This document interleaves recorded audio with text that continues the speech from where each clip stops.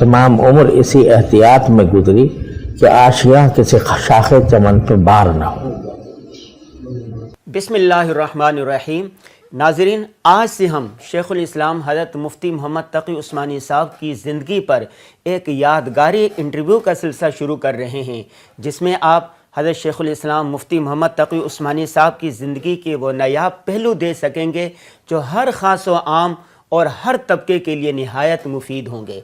गुज़श्ता कई दिनों से शेखुल इस्लाम हज़रत मुफ्ती मोहम्मद तक़ी उस्मानी साहब की तबीयत चूँकि नासाज चल रही थी, इसलिए पहला सवाल हमने हज़रत से उनकी तबीयत से मुतालिक पूछा तो हज़रत ने अपनी बीमारी को एक नेमत करार देते हुए क्या कुछ कहा, आइए देखते हैं।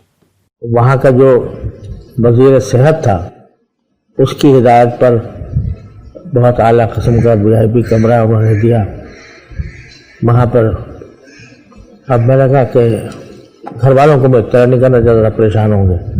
अच्छा, ताजिकिस्तान से उस वक्त क्या अब भी शायद कोई बराह रास्त परवाज़ नहीं है पाकिस्तान, तो मैंने कहा जो अभी गुजरे ठीक है अस्पताल में, तो मगर ये कि अल्लाह ताला के इनामात बता रहा हूँ कि ऐन उस तकलीफ़ में जबकि बाहर गैर मुल्क में पैदा हुई तो हमारे इतने फुज़ला वहाँ पर थे ताजिकिस्तान में कि तांता बना रहा बाहर, और 2-3 तो मेरे साथ मुस्तकिल कि हर नक़ल व हरकत हर काम कराना। अब खाने का भी हिसाब किताब ये था कि भाई पेट ख़राब है और दर्द है, और उन्होंने देखा तो वो कह रहे पथरी है, तो उसका इलाज भी बड़ा मुश्किल, तो खाना भी अपने मर्ज़ी का नहीं। तो पाकिस्तान के सफ़ीर वहाँ पर थे, उनकी अहलिया मुझे खाना बनाकर भेजती थी अपने घर से, पाकिस्तानी। तो मैंने कहा या अल्लाह, एक बीमारी और कितने इनामात, पूछने वाले, मोहब्बत करने वाले डॉक्टर, दिन रात एक डॉक्टर मुस्तकिल 24 घंटे मेरे पास रहता था, और जो है सब सारे हमारे साथी जो हैं वो लगे हुए थे खिदमत। और खाने का भी वहाँ से एक सफ़ीर पाकिस्तान की बीवी, उसको पता चला कि मैं बीमार हूँ, तो वो कह रहे पाकिस्तानी खाना बना के भेजो, खिचड़ी वगैरह ये वो। तो अल्लाह ताला एक बीमारी अता फरमाते हैं, साथ में कितने इनामात होते हैं। हम लोग बीमारी को तो लेके बैठ जाते हैं और जो इनामात हैं उनकी तरफ ध्यान नहीं होता। हज़रत वालिद साहब रहमतुल्लाह फरमाते थे कि हमारे हज़रत मियाँ साहब रहमतुल्लाह थे, हज़रत मौलाना सैयद असग़र हुसैन साहब रहमतुल्लाह, तो एक मरतबा मुझे वालिद साहब से बहुत गहरा ताल्लुक़ था। वालिद साहब के उस्ताद थे और बड़े दरवेश मनीष आदमी थे, साहिब कश्फ़ व करामात, और अजीब अल्लाह ताला ने उनको कमाल अता फरमाया था। तो वालिद साहब से चूँकि बहुत ज़्यादा गहरा ताल्लुक़ था, तो वालिद साहब को पता चला कि हज़रत को बुखार हो गया है। तो फरमाते हैं मैं हाज़िर हुआ और देखा तो शदीद बुखार में है और बुखार में तप रहे हैं। तो मैंने ऐसे पूछा कि हज़रत कैसे मिजाज है? कह रहे भाई अल्लाह ताला का शुक्र है कि मेरी आँख सही काम कर रही है, मेरा कान सही काम कर रहा है, मेरी ज़बान सही काम कर रही है, मेरे हाथ पाँव सही काम कर रहा है, दिल सही काम कर रहा है। जो सारी बीमारियां नहीं थीं वो गिनवाई। थोड़ा सा बुखार है, अल्लाह ताला इसको भी दूर फरमा दे, दुआ करो। तो जो बीमारियां नहीं थीं वो गिनवाई और उस पर शुक्र अदा करवाया, और जो थी बीमारी उसका ऐसे जिक्र जैसे है ही नहीं। हज़रत हाजी साहब रहमतुल्लाह अलैह, हज़रत इमदादुल्लाह साहब मुहाजिर मक्की रहमतुल्लाह अलैह, एक मरतबा یہ بیان فرما رہے تھے کہ یہ بیماری بھی بڑی نعمت ہے، کیونکہ اس میں انسان کے گناہ معاف ہوتے ہیں، گناہوں کا کفارہ ہوتا ہے اور درجات بلند ہوتے ہیں۔ اور بزرگوں نے یہ فرمایا ہمیشہ کہ مجاہدہ اضطراریہ جو ہے اس میں ترقی درجات زیادہ تیز رفتاری سے ہوتی ہے بنسبت مجاہدہ اختیاریہ کی۔ جو مجاہدات صوفیاء کرام کراتے تھے نا، مجاہدات وہ اختیاری ہوتے تھے کہ بھائی مثلا کھانا نہ کھاؤ ایک دو دن، یا فلاں محنت کرو فلاں، تو یہ مجاہدات اختیاریہ ہوتے ہیں۔ اور جو مجاہدہ اضطراری ہو، یعنی اللہ تعالیٰ کی طرف سے آ گیا، چاہے وہ بیماری ہو یا کوئی پریشانی ہو یا کوئی بھی ہو، تو اگر اس میں انسان رجوع اللہ کی اللہ تعالیٰ توفیق عطا فرما دے اس مجاہدہ اس اضطراریہ میں، تو اس میں ترقی درجات مجاہدہ اختیاریہ سے کہیں زیادہ ہوتی ہے۔ تو یہ اس لیے فرما رہے تھے حضرت حاجی صاحب رحمۃ اللہ علیہ کہ بیماری بھی اللہ تعالیٰ کی ایک نعمت ہے کہ اس میں بندے کے درجات بلند ہوتے ہیں، گناہ معاف ہوتے ہیں وغیرہ وغیرہ۔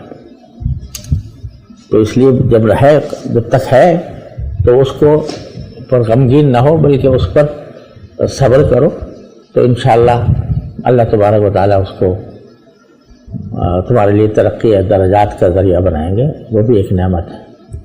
البتہ ہم اس نعمت کو مانگتے نہیں اپنی زبان سے، کیونکہ ہم کمزور ہیں، تو اس واسطے مانگتے نہیں، مانگتے ہیں صحت و عافیت ہی۔ اتنے میں ایک حضرت یہ بیان فرما دی بیماری بہت بڑی نعمت ہے، تو ایک صاحب آ گئے، وہ ہاتھ سے معذور، پاؤں سے معذور، اور خدا جانے کیا کیا بیماریاں ان کو لاحق، وہ آ گئے اور حضرت سے دعا کرانے کے لیے آئے۔ تو ابھی تو یہ مضمون بیان فرمایا تھے نا کہ بیماری بھی ایک نعمت ہے، تو ان سے کہا کہ حضرت میں اس بیماری میں اتنا پریشان ہوں، کچھ دعا فرما دیجیے۔ تو حضرت نے فرمایا کہ میں دعا کرتا ہوں کہ اللہ ان کی بیماری کی نعمت کو صحت کی نعمت سے تبدیل فرما دیجیے، ان کی بیماری کی نعمت کو صحت کی نعمت سے تبدیل فرما دیجیے۔ تو جو اللہ والے ہوتے ہیں ان کا نگاہ اور ان کی تعبیرات، اللہ تعالیٰ کے ساتھ تعلق کی تعبیرات وہ عجیب ہی ہوتی ہیں۔ حضرت کی بیماری کے دوران جب اس طرح تھا تو حضرت سوچتے تو بہت کچھ ہوں گے، کہیں جاتے واتے تو نہ ہوں گے، تو اس وقت کیا کیفیات تھی ساجی کی؟ کیفیات کیا ہوتی ہیں؟ ہم کہاں، کیفیات تو اللہ والوں کی ہوتی ہیں، ہماری کیا کیفیات۔ لیکن میں نے حضرت والد صاحب رحمۃ اللہ علیہ کو بارہا بیماری کے عالم میں یہ دعا کرتے ہوئے دیکھا، یا اللہ اس بیماری کی نعمت کو صحت کی نعمت سے تبدیل فرما۔ اور ایسے ہوئی کہ حضرت والد صاحب قدس اللہ تعالیٰ سرہ کو اپنے آخری عمر میں بستر پر رہتے تھے، اسی پر اپنا کام کرتے رہتے، معرف القرآن لکھ رہے ہیں اور ڈاک کا جواب لکھ رہے ہیں، فتووں کا جواب لکھ رہے ہیں، مجلس بھی ہو رہی ہے، لیکن چارپائی پر۔ تو اسی میں ایک زبردست پھوڑا ہو گیا کمر پہ، اور بہت تکلیف، شدید تکلیف، درد سے بےتاب ہو جاتے تھے۔ تو یہ دعا فرماتے تھے کہ اللہ اس نعمت کو صحت کے نعمت تبدیل کرو۔ تو والد صاحب کے معالج تھے ڈاکٹر صغیر احمد ہاشمی رحمۃ اللہ علیہ، تو وہ آئے، دیکھا، کچھ علاج کرنے کی کوشش کی، مگر کچھ فائدہ نہ ہوا۔ تو انہوں نے کہا جی بھائی آخری علاج یہی ہے کہ آپریشن ہوگا، اور میں ایسا کرتا ہوں کہ آپریشن خود کروں گا اور آپ کے گھر پہ کروں گا۔ چنانچہ उन्होंने एक दिन पहले हमारे यहाँ वो जो ऑपरेशन का जो है सामान और ऑपरेशन की जो मेज़ होती है वो पूरी ला के रख दी, और जो है इंजेक्शन लगा, यानी उसमें बेहोश नहीं करना था, उसमें जो लोकल एनेस्थीसिया जो होता है वो देना था। उसकी सारी तैयारी कर ली, और ये हुआ तय हुआ कि कल सुबह 10 बजे वो आकर ऑपरेशन करेंगे। रात को वाले साहब सोए तो सुबह को जब मैं पहुंचा फजर के बाद तो देखा वाले साहब मुस्कुरा रहे हैं। मैंने कहा क्या बात है? चलने भाई मैंने ख्वाब देखा, और वो ख्वाब देखा कि हमारे घर में सरदार अब्दुल रब नश्तर आने वाले हैं। सरदार अब्दुल रब नश्तर थे ना आप? हैं? साथियों में से थे, और मुझे दाखिला भी रहे, और बहुत रहे, वालिद साहब से बहुत ताल्लुक़ रखते थे। तो वो आने वाले हैं, तो मैं उसके इंतजामात कर रहा हूँ कि भाई वो आएंगे तो उनके खातिर मुतारात वगैरह कुछ। तो इतने में इत्तला आई कि वो नहीं आ रहे, कहीं और चले गए हैं, अब वो नहीं आ रहे। तो मैंने उसकी ताबीर ये ली कि नश्तर चला गया।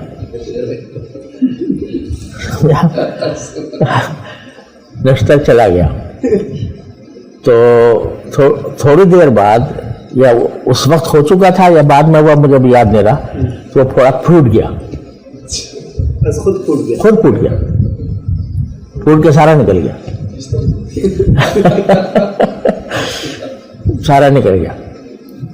तो फिर मान लिया कि बस नश्तर तो गया। डॉक्टर साहब आए तो उन्होंने उनसे वालिद साहब ने फिर ये सारा किस्सा सुनाया। कहने लगे बस ये आपकी करामत है, अल्लाह तबारक व तआला ने इस तरीके से आपकी सेहत अता फरमाई। जी आखिरी उम्र में आप होते थे वालिदैन जी के साथ खिदमत में, तो हज़रत मिर्ज़ा भी फरमाया करते थे आखिरी उम्र में? वालिद साहब जी आखिर मैं तो ये कर लिया था कि वालिद साहब का वो कमरा अब भी है हमारे यहाँ, जिसमें हज़रत वालिद साहब तशरीफ़ फरमाते हैं। उनके बराबर में एक स्टोर जैसा था, तो वो मैंने अपना दफ्तर बना लिया था। दफ्तर मेरा सारा वो वहीं था, और वहीं से बाहर जाने का भी दरवाज़ा था। कोई अगर आता था तो पहले मेरे पास आएगा, फिर वालिद साहब के पास जाएगा। तो इस तरह मैं 24 घंटे हर वक्त वालिद साहब के साथ रहता था। तो लेकिन वालिद साहब की तबीयत में तो शगुफ्तगी भी थी, और उलूम भी थे, इफादात भी थे, तो हर तरह से शगुफ्तगी भी फरमाते थे घर वालों के साथ। मेरा बेटा जो है इमरान, वो छोटा सा था, तो वो एक दिन मैं देखा तो वालिद साहब जो हैं वो उसका कोई लट्टू था, लट्टू, तो उसकी कोई वो चीज़ टूट गई थी। वो लाकर जरा अब्बा मेरा ये टूट गया। तो अब मैंने कहा अच्छा भाई मैं तेरा कुछ मैं जो आके देखा तो वालिद साहब उसमें लगे हुए लट्टू बना रहे। तो मैंने उससे डांटा, मैंने कहा ये क्या तुम यहाँ कर रहे हो, लाओ मुझे तो कुछ पता। अब्बा कह लगे नहीं ये खिदमत मेरे सपुर्द है, इसकी ये खिदमत मेरे सपुर्द है। तो बहुत इस उम्र में उलमाए कराम वफूद आते थे, मुलाकातें करते थे? जी मुलाकातें करते थे, सारे मुल्क से आते थे। तो वहाँ मगर पहले मेरे पास आते थे, मैं देखता था कि तबीयत कैसी है, इस वक्त जाना मुनासिब है या नहीं है। एक मरतबा ऐसा हुआ कि वालिद साहब ने चारपाई पर थे, तबीयत वो शगुफ्ता नहीं थी, तो एक मुस्तफ्ती आ गया। अब मुझसे कह रहा है कि मैं मुफ्ती साहब से ही फतवा लूँगा। मैंने कहा भाई तबीयत ठीक नहीं है, और दारुल उफ्ता मौजूद है, तुम وہاں چلے جاؤ دارالاسلام میں تمہارے جواب مل جائے. کہیں گے میں مفتی صاحب سے ہی لوں گا. اب وہ اس طرح کر رہا ہے. میں کچھ تھوڑا سا اس کے اوپر ناگواری کا اظہار کیا. میں نے اس کو والد صاحب نے سن لیا تو کہا کہ بلاؤ اس کو. تو وہ لے گیا. میں نہیں بلکہ اصل میرے خسر صاحب تھے, شرابت حسین صاحب, انہوں نے مجھ سے بات وہ کہا, وہ موجود تھے وہاں پر. میں کہا بھائی ذرا بلاؤ اس کو, تو بلاؤ تو صحیح. وہ لے کے پڑھا. ہاں بھائی تیرا فتویٰ تو بہت آسان ہے, تیرے فلسفہ کا جواب تو بہت آسان ہے, لا میں لکھ دیتا ہوں. اسی وقت لکھ کے دے دیا ہوں. اس بات کا ہر وقت لحاظ کہ بھائی مجھ سے کسی کو تکلیف نہ پہنچے, حد سے. اور اس کی انتہا یہ ہے کہ والد صاحب رمضان میں بہت بیمار رہے. شوال میں انتقال ہوا 11 شوال کو, اور رمضان میں بہت بیمار رہے. بار بار وہ دورے سے ہوتے تھے اور بہت بیماری تھی. تو جب رمضان ختم ہوا تو فرمانے لگے کہ بھئی رمضان میں بہت زیادہ بیماری تھی, تو میرا بھی دل چاہتا تھا کہ اللہ تعالیٰ مجھے رمضان نصیب کر دے, یعنی موت, رمضان کی موت نصیب کر دے. لیکن میں دعا مانگی نہیں میں نے, اور وہ اس لیے کہ میں نے سوچا کہ اگر رمضان میں یہ واقعہ پیش آیا تو اوپر والوں کو بہت تکلیف ہوگی. اوپر والوں کو یعنی جو انتظامات کریں گے تکفین کے, تجہیز و تکفین کے, تدفین کے, روزے کی حالت میں, ان کو بہت تکلیف ہوگی. اس لیے میں نے دعا نہیں مانگی.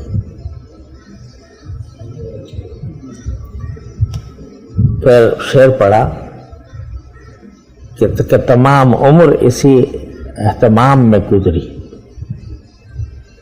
یا احتیاط میں, تمام عمر اسی احتیاط میں گزری کہ آشیاں کسی شاخ چمن پہ بار نہ ہو. ناظرین, بیماری بھی ایک نعمت ہے کہ عنوان سے ہونے والی شیخ الاسلام مفتی محمد تقی عثمانی صاحب کی گفتگو سے آپ نے بہت کچھ سیکھا ہوگا. یہ یاد رہے کہ یہ جو ریکارڈنگ ہے یہ ہم نے شیخ الاسلام مفتی محمد تقی عثمانی صاحب کے گھر جا کر ان کے آرام کے کمرے میں کی, تاکہ حضرت کو ذرا بھی تکلیف نہ ہو. اور یہ بھی یاد رکھیں کہ حضرت سے یہ جو غیر رسمی گفتگو کا نایاب سلسلہ ہے اور حسین یادوں پر مشتمل انٹرویو ہے, یہ کئی قسطوں پر مشتمل ہوگا. اس سے آپ وقتاً فوقتاً ملاحظہ کر سکیں گے انشاءاللہ تعالی.